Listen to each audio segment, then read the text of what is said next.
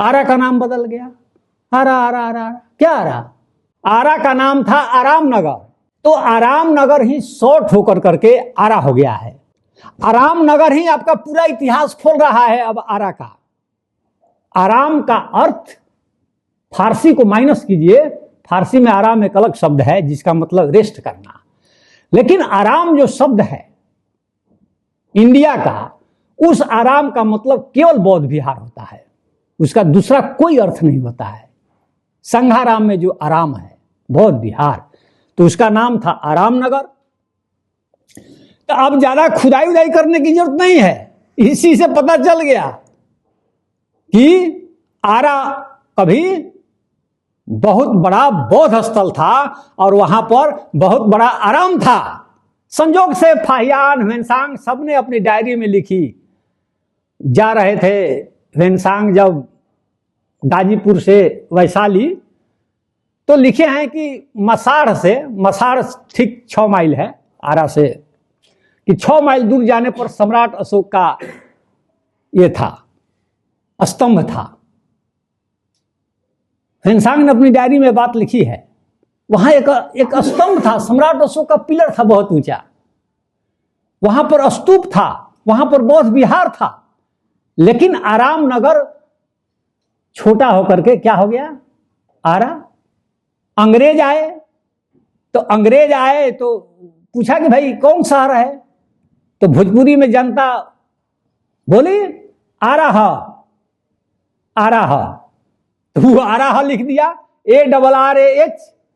हम लोग की जब यूनिवर्सिटी थी, हम लोग आरा स्टेशन पर जाते थे तो उस समय यही लिखा रहता था ARAH, आरा।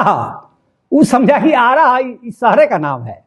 देखिए एक शब्द बता रहा है, न केवल आराम नगर, सासाराम में भी जो सहस्राम है उसमें भी आराम शब्द है, वो भी बौद्ध स्थल है। ऐसे ही सम्राट अशोक कोई मामूली राजा थोड़े थे कि जाकर के शिलालेख खुदवा दिए सहस्राम में।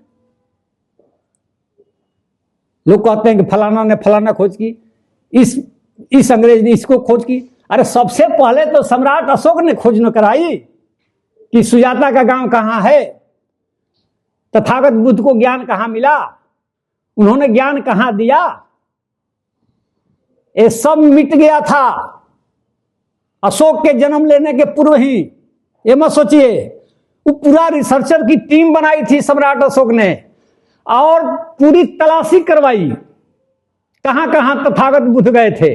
अब वहां जाकर के पिलर खूंटा जैसे आदमी गाड़ता है कि जमीन मेरी है पहचान के लिए, उसी तरह सम्राट अशोक ने चारों तरफ खूंटा गड़वा दिया, पिलर खड़ा कराया, स्तूप बनवाया, सुजाता के गांव में बनाया, जहां तथागत बुद्ध को ज्ञान मिला था वहां, जहां जन्म लिए थे वहां, जहां ज्ञान दिए वहां, जहां उनका महापरिनिर्वाण हुआ वहां।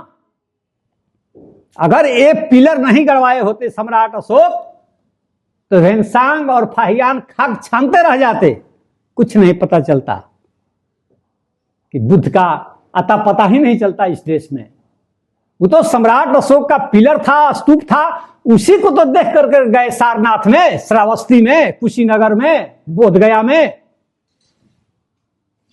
सुजाता के गांव में, पटना में तो पिलर का अंबार लगा हुआ था।